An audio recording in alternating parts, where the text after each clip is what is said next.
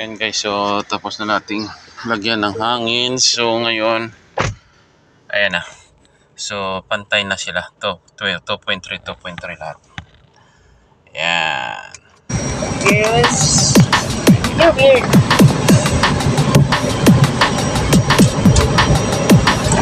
Okay. Ito nawa man.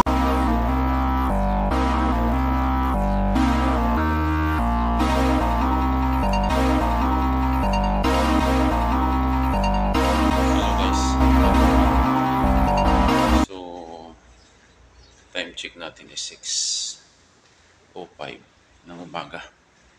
So gagawin natin ngayon is lagyan natin ng hangin yung gulong. Kasi ano na eh.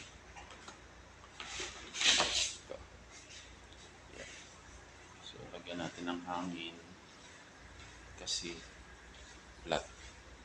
Nababawasan na yung hangin.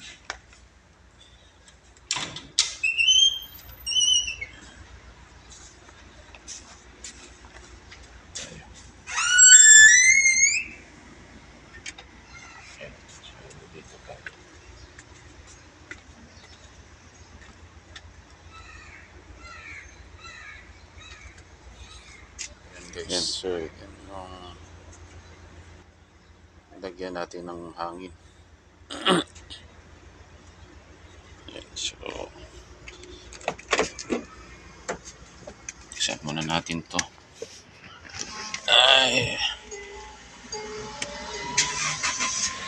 Yan, buksan natin to para makita natin yung kung ilan na ba yung hangin. Yan.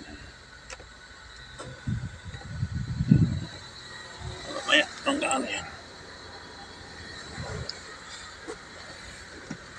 Mamaya, papakita yan kung ilan na lang yung hangin. 2.3. 2.3 pero dahil hindi to umalis, kagabi pa yan na 2.3. So, malamang nabawasan yan. So, ayan. Ayan. Ayan, yung hangin yan. So, yung dito sa driver side, sa harap, 2.3 pa rin. Pero kagabi pa yan. So, malamang nababawasan na yan. Dagdagan natin ng dagdagan natin. Ito, okay? Ito yung paano natin. Ikabit natin dito.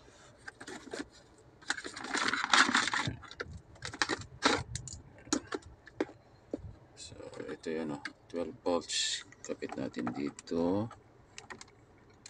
Kapit lang ha. Ayaw mo makabit. Yan. So, kapit natin. Tapos baba tayo dito.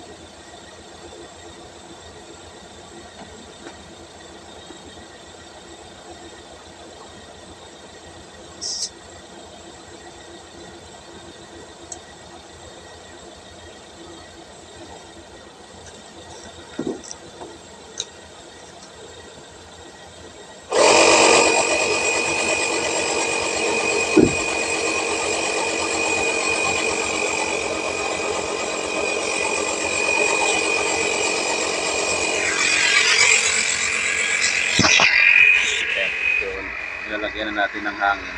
Ayan.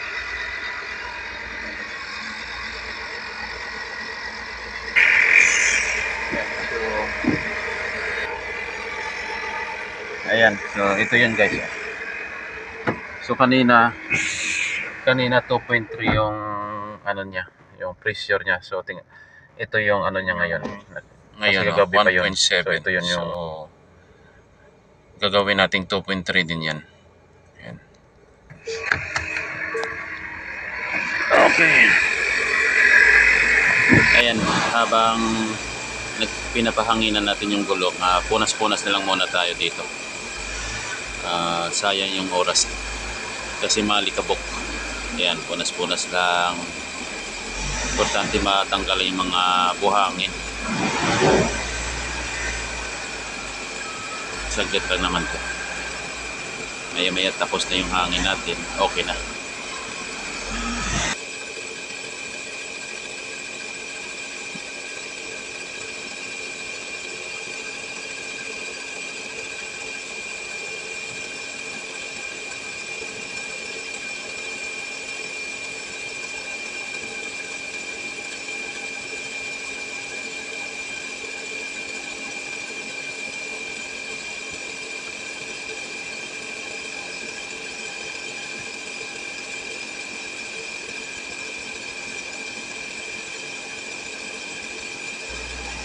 Ayan.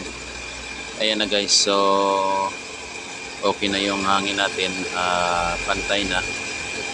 So ano na natin to? Patayin na natin yung air compressor. Yan, okay na.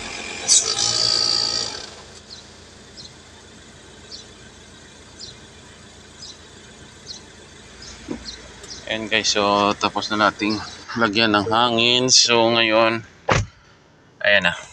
So pantay na sila. 2.3 lahat.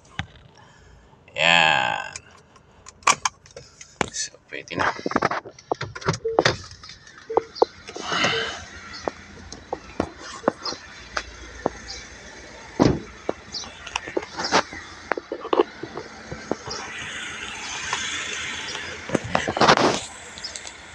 Ayan mga banong, so tapos na nating lagyan ng hangin yung gulong. So okay na. So mamaya na naman pagkatapos nating maghatid sundo at paghatid sa mga bata.